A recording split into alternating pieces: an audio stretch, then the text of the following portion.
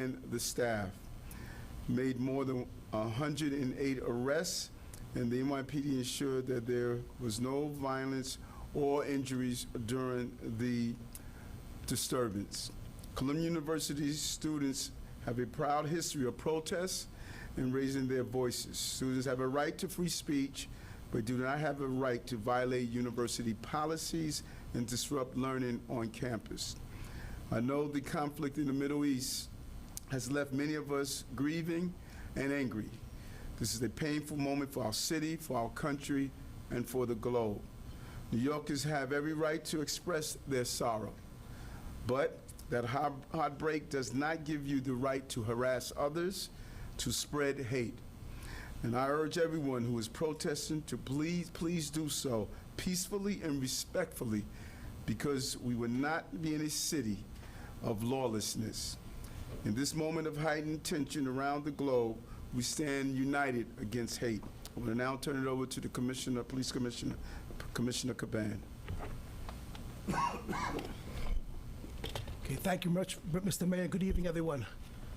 So earlier today, Columbia University notified the NYPD that a group of students who were occupying the south lawn of the university's campus were in violation of numerous university rules, had been suspended, and were trespassing. The university requested the NYPD respond to the campus and intervene if necessary. The police department then sent resources to Columbia per the university's request and were brought onto the campus. After numerous warnings were given and attempts made to disperse the crowd, the individuals still refused to leave. So at that point, based on the university's wishes to clear the south lawn, which again is university property, arrests were made for trespass. These arrests were made without incident, and we will now let the rest of the criminal justice system run its course. And some of our executives who are also on the scene can provide further details if necessary. Thank you. All right, with that, we'll take a couple of on-topic questions. John Doyle? Commissioner, what are the students charged for 108? And was representative of Omar Elon's daughter one of those arrested? No. Legal department can answer. Hi, out of the 108, it was summonses for trespass, and 2 of them got trespass summonses as well as OGI, which is obstruction of governmental administration.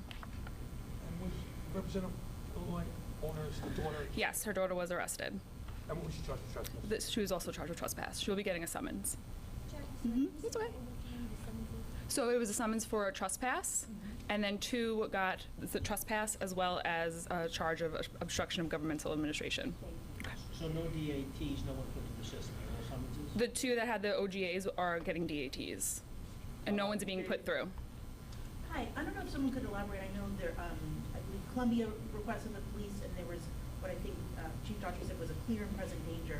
Beyond the trespassing, was there any weapon or any other kind of violence, or was it clear and present danger? That, and additionally, I know the mayor, you said that you called for peaceful protests. I think some people would say a sit-in is some sort of a peaceful protest. I don't know if you want to discuss that.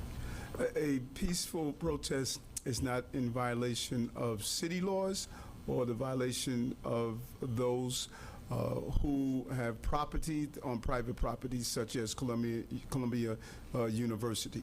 And when you violate specific laws, you're no longer protesting within the authority to do so. And so beyond that, other than the trespassing, and I know there were 2 for the obstructed governmental administration, there wasn't any other kind of present danger? No, let's put on the record the clear and present danger was language used by Columbia University in their letter to us. That wasn't our words, that was their words. Thank you.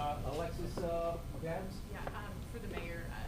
So just seeing a little bit of the rhetoric, I know the NYPD went out there and they were able to, peacefully get everything under control, but there were some students that were really saying some vile things to the officers. I know you being on the force in the past too, I'm sure that's pretty disheartening coming from college students. What do you have to say about some of that rhetoric on campus? It's very troubling. When you are protesting for peace, you should not be using inflammatory comments like we saw. It was very vile, some of the comments that were made.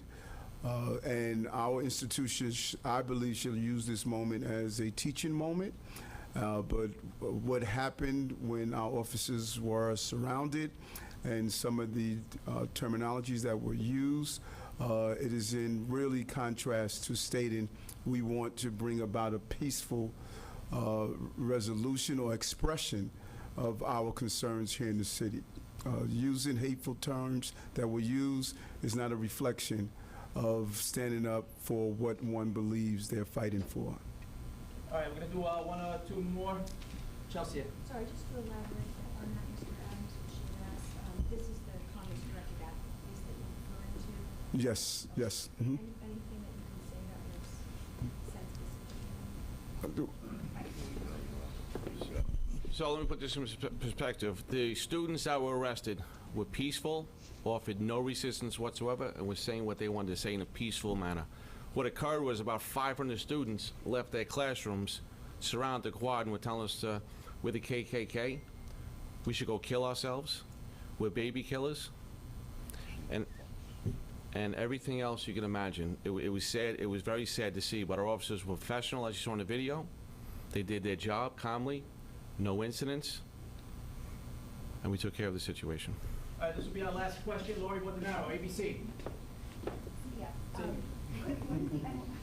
What is the NYPD's plan, for the rest of the semester as the students say they're going to continue? That's it.